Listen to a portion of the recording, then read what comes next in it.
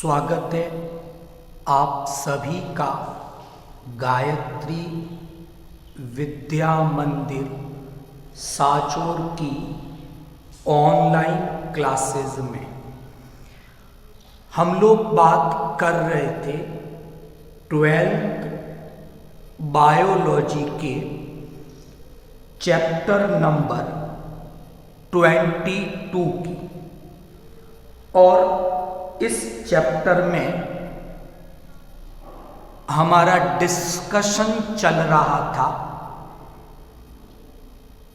पचित भोजन के अवशोषण की क्रिया के बारे में। कल हम लोगों ने बात की थी पचित भोजन के अवशोषण में जल के अवशोषण की, ग्लूकोज, फ्रक्टोज, गैलेक्टोज के अवशोषण की, और एमिनो एसिड्स के अवशोषण की। आज हम पचित भोजन के अवशोषण का सेकंड पार्ट डिस्कस करेंगे, और आज के इस लेक्चर में हम लोग बेसिकली बात करेंगे वसा अम्ल और ग्लिसरॉल, मोनोग्लिसराइड, कि जब वसा के पाचन की क्रिया पूर्ण हो जाती है और वसा के पाचन के बाद फाइनली वसा अम्ल बन जाते हैं, मोनोग्लिसराइड बन जाता है।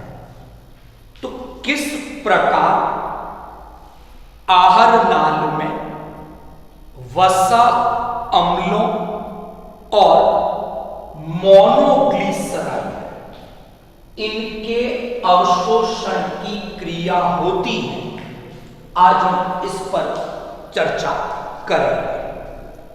तो स्टार्ट करते हैं।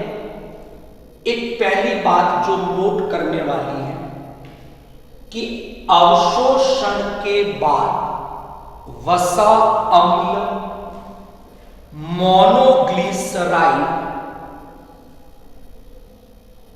लसिकाओं में प्रवेश करते हैं। तो ये लैक्टिया है। After absorption fatty acid and monoglyceride enter into lacteals, जबकि ग्लूकोज, फ्रक्टोज, एमिनो एसिड्स वो सब एंटर करते हैं ब्लड कैपिलरीज में, रुधिर केशिका। ओके, तो स्टार्ट करते हैं कि जो वसा अम्ल है, मोनोग्लिसराइड है, ये क्या करते हैं, पित्त रस के अंदर पित्त लवण उपस्थित है। मैंने नाम भी डिस्कस किए थे। सोडियम ग्लाइकोलेट है, सोडियम टार्कोलेट है, बाइकार्बोनेट है। तो पित्त रस के संगठन में पित्त लवण, बाइक सॉल्ट मौजूद रहते हैं। ये बाइक सॉल्ट क्या करते हैं, इन वसा अम्लों के, फैटी एसिड के चारों ओर आकर ऐसे अटैच हो जाएंगे। इस तरह से ये बाइक सॉल्ट, पित्त लवण वसा अम्लों के चारों ओर एकत्रित हो, और इस प्रकार जो ये स्ट्रक्चर बनी जिसके सेंटर में, केंद्रीय भाग में तो वसा अम्ल है, मोनोग्लिसराइड है, और परिधीय भाग, पेरिफेरल पार्ट, बाइल सॉल्ट, पित्त लवण से बना हुआ है। इस स्ट्रक्चर को नाम दिया गया है मीसेल। तो जब मीसेल का निर्माण हो जाता है तभी वसा अम्लों का, मोनोग्लिसराइड का प्रभावी अवशोषण संभव हो पाता है। तो यहां हम एक बात डिस्कस करें कि जब वसा के पाचन की क्रिया हुई थी तो वसा के पाचन की क्रिया में भी लेसिथिन का और जो पित्त लवण है उनका एक महत्वपूर्ण योगदान था। और दूसरी आज हमने बात की कि जो वसा अम्ल और मोनोग्लिसराइड है, इनके जो अवशोषण की क्रिया होती है उसमें भी पित्त लवणों का एक विशेष योगदान होता है। तो जो पित्त लवण है वसा के पाचन में भी इंपॉर्टेंट है और अवशोषण की क्रिया में भी ये एक महत्वपूर्ण भूमिका निभाते हैं। तो यहां हमने बात की पहले तो मीसेल। तो जब तक मीसेल नहीं बनेगा वसा अम्ल, मोनोग्लिसराइड का अवशोषण प्रभावी रूप से नहीं हो पाएगा। तो ये प्रभावी अवशोषण तभी संभव होगा जब ये मीसेल नामक संरचना बन जाए। तो यहां हमने बात की मीसेल की। तो मीसेल एक्चुअल में एक ऐसी स्ट्रक्चर है जिसके सेंटर यानी इसका जो कोर वाला भाग है वो वसा अम्ल, मोनोग्लिसराइड से बना हुआ है और जो इसके चारों ओर वाला भाग है वो बाइल सॉल्ट, पित्त लवणों से निर्मित हुआ है। अब क्या होगा, ये मीसेल इस अंगुली नुमा जो ये अतिवृत्तियां हैं इलियम के अंदर, ब्रश बॉर्डर, सूक्ष्मांकुर, इन सूक्ष्मांकुर के संपर्क में ये मीसेल आएगा। अब प्लाज्मा मेम्ब्रेन लिपिड की बाइलेयर, अगर हम कोशिका झिल्ली की बेसिक स्ट्रक्चर को देखते हैं तो कोशिका झिल्ली की जो बेसिक स्ट्रक्चर है उसमें लिपिड की बाइलेयर है। तो वसा अम्ल, मोनोग्लिसराइड इस लिपिड की बाइलेयर में घुलकर सेल के भीतर एंटर हो जाएंगे। वसा अम्ल यहीं पर रह जाएंगे जहां थे और फिर दोबारा नए वसा अम्ल मोनोग्लिसराइड के साथ जुड़ेंगे और मीसेल का निर्माण करेंगे। इस तरह से ये काम चलता रहेगा। अब ये वसा अम्ल और मोनोग्लिसराइड मान लो सेल के अंदर एंटर होने के बाद कोशिका के भीतर चिकनी अंतःप्रद्रव्य जालिकाएं उपस्थित होती है। अंग्रेजी में इन्हें स्मूथ एंडोप्लाज्मिक रेटिकुलम कहा जाता है। तो ये वसा अम्ल monoglyceride now enter into smooth endoplasmic reticulum, यानी चिकनी अंतःप्रद्रव्य जालिका में इनकी एंट्री हो गई। यहां एंटर होने के बाद अब क्या होगा, नई ट्राइग्लिसराइड का संश्लेषण किया जाएगा, यानी ये वसा अम्ल, ये मोनोग्लिसराइड आपस में मिलकर इस SER में ट्राइग्लिसराइड का संश्लेषण करेंगे और फाइनली हम क्या देखते हैं, एक स्ट्रक्चर निकलेगी। It is called chylomicron. जो ये चाइलोमाइक्रोन है बेसिकली, इसमें ट्राइग्लिसराइड है और उसके चारों ओर प्रोटीन की एक कवरिंग है।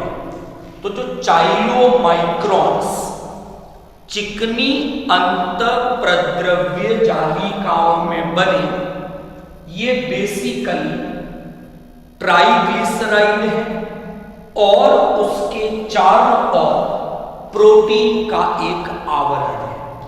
ये चाइलोमाइक्रॉन इस कोशिका से फाइनली लैक्टियल में एंटर हो जाएंगे और इस प्रकार छोटी आंत के इलियम वाले भाग में अवशोषण संभव हो पाता है वसा अम्लों का, मोनोग्लिसराइड्स का। अब अवशोषण बचता है मिनरल्स और विटामिन्स का।